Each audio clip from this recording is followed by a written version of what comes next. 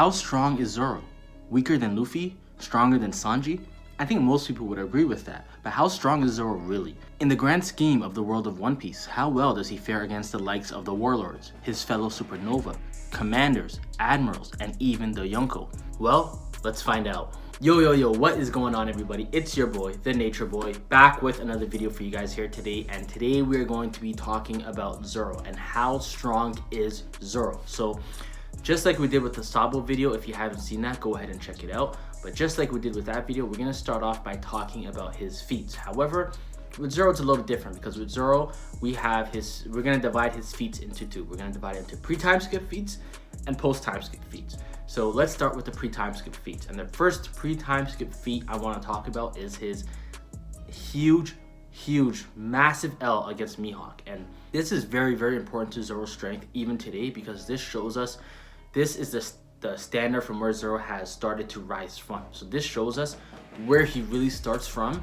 in the grand scheme of how strong others are in the One Piece world. And we can always measure how much he's grown from where he is now and where he was at that moment. And from that moment, we see that he is practically able, Mihawk can deal with him, honestly, probably without even touching him. Probably, if Mihawk could probably hockey blast him. And even without that, just the pocket knife and the level of the gap between them was so insane. And this shows us how weak Zoro really starts off, because prior to this, we're under the impression that he's strong. He's one of the strongest fighters in the world. Whereas then we find out East Blue isn't the world, and it's the weakest part of the world, and such a small part of the world. And in reality, he's not even, there are thousands of people stronger than him in that moment. So that's the first thing we see. He takes a huge L there, almost dies, and Mihawk says, "Come back to me when you're able to beat me." So from there, we see him move on to Along Park and with Luffy and the gang, and he fights Hachi. And he fights Hachi while extremely nerfed from, of course, the Mihawk battle. And he's still able to defeat Hachi. Now, it wasn't the hardest fight in the world, but it also wasn't an easy fight. But this shows us how strong Zoro is mentally, where he has that level of endurance, and ever since he said he was not going to lose, he truly meant he was not going to lose. So this is very important as well. And of course, from there we jump a few arcs and we move into Enies Lobby. And Enies Lobby, we see him fight Kaku, a devil fruit user. And when he fights Kaku, we see him unlock Ashura. And this was a huge milestone for Zoro's strength as a character.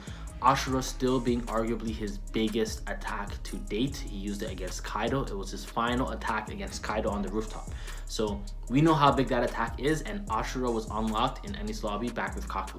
And then we see him fight a hopeless battle with Kuma and end up taking all of Luffy's pain. And this was important because this showed us again the insane levels of Zoro's mental strength and his endurance. Whereas we saw it earlier with Along Park, this really shows us just how insane Zoro is with his willpower. So if you guys are liking the video so far, why not go ahead and hit that like button and subscribe to the channel. Your support is greatly appreciated and helps me go a long way in making these videos. So please subscribe.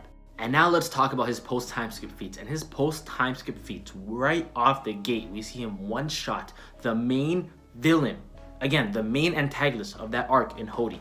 And this is Oda telling us just how strong, not just Zoro, but all of the Straw Hats have become. And we see in Fisherman Island that even if Luffy wasn't there, Zoro himself was strong enough to get the job done, perhaps even Sanji.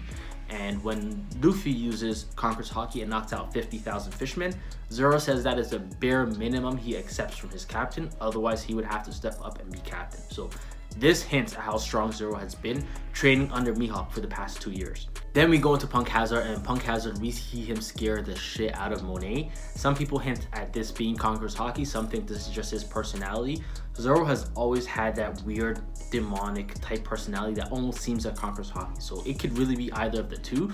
But this shows us, again, Zoro's intimidating will and how much more intimidating his personality and how much more animal-like he is in battle as opposed to pre-timeskip. Now he takes battle much more seriously. And then we cut to Dressrosa, and Dressrosa, we see him fighting Pika, who is able to basically be the mountains and move at the size of mountains, which makes his body basically as hard as stone. And Zoro, regardless of how hard his body was or how large Pika was, Zoro was able to cut him using 3,000 worlds. And we see this was good because this This fight shows us how well Zoro is with his armament haki along with his weapons, and how well he can combine the two, his armament haki and his swords, to make the perfect combination. And prior to this, we were already told, coming off the time skip, that Luffy's specialty was Conqueror's haki, Sanji's specialty was observation, and Zoro's was armament. And this fight showed us why Zoro's specialty was armament haki. And of course, we can't forget about Wano and all his incredible feats in Wano. Just to mention the top ones, we see him unlock Advanced Conqueror's haki and scar Kaido. Kaido gives him his respect and tells him he has left a permanent scar, which only Kozuki Oden was ever able to do. Then he goes on to fight King. Sorry, even before he fights King, he tanks a Yonko combined attack. Big Mom and Kaido combined attack, and he takes it. Even if for a split second, he takes it, and he's able to practically save the lives of the other 4 supernova behind him, with the expense of him breaking almost every bone in his body.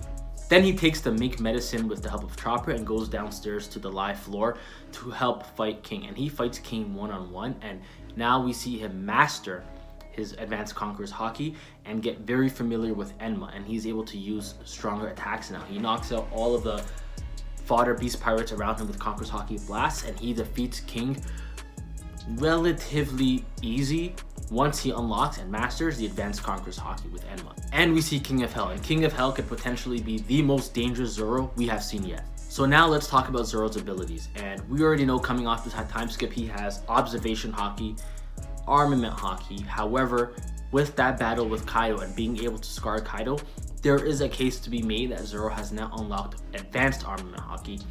We know he has Conqueror's haki, and we know in Wano he has unlocked Advanced Conqueror's haki. So in the haki department, he is almost all the way there. Still got a long ways to go to reach the level of Luffy and the other elite Yonko, but he looks like by the end of the series he might have advanced forms of all haki just like Luffy.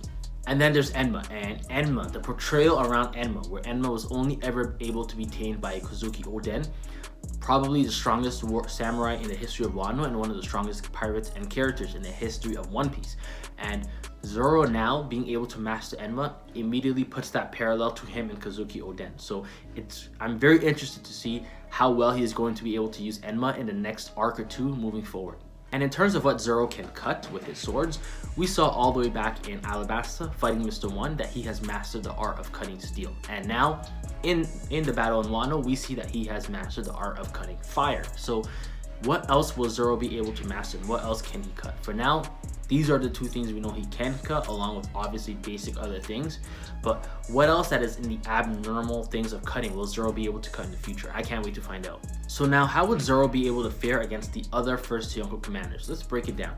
I think he can definitely beat Katakuri and King. I think with Marco and Shiryu, it can go either way. So Zoro versus Marco can go either way, although I lean slightly more towards Marco. And Zoro versus Shiryu can go either way, although I lean ever so slightly towards Zoro.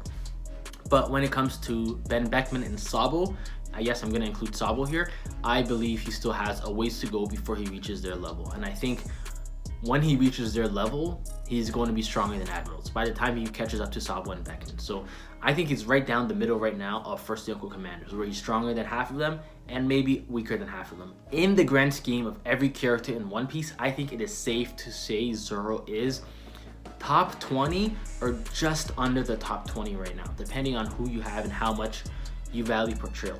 Right now, for me personally, I have Zoro at 21. If you guys saw my top 30, I had him at 21. But I think it is fair to put him anywhere from lowest 24, 25, and highest you can put Zoro fairly, I would say, is 14, 15. Because I can name at least 13 characters that are definitely stronger than Zoro. That's what I think personally right now. That's how strong I think Zoro is in the story. So comment down below how strong you guys think Zoro is right now in the story. And if you guys did enjoy this video, then check out my How Strong Is Sabo video, where it's basically same style video as this one, exact same thing, except we talk about Sabo instead of Zoro. So go ahead and check that one out. Like the video if you guys enjoyed it. And guys, I'm not sure if we've hit 1K by the time this video comes out, but even if we haven't, hit that subscribe button, guys. Please help us out in this road to 1K. We are almost there. Subscribe if you enjoyed the video. Thank you guys for watching. Nature Boy out.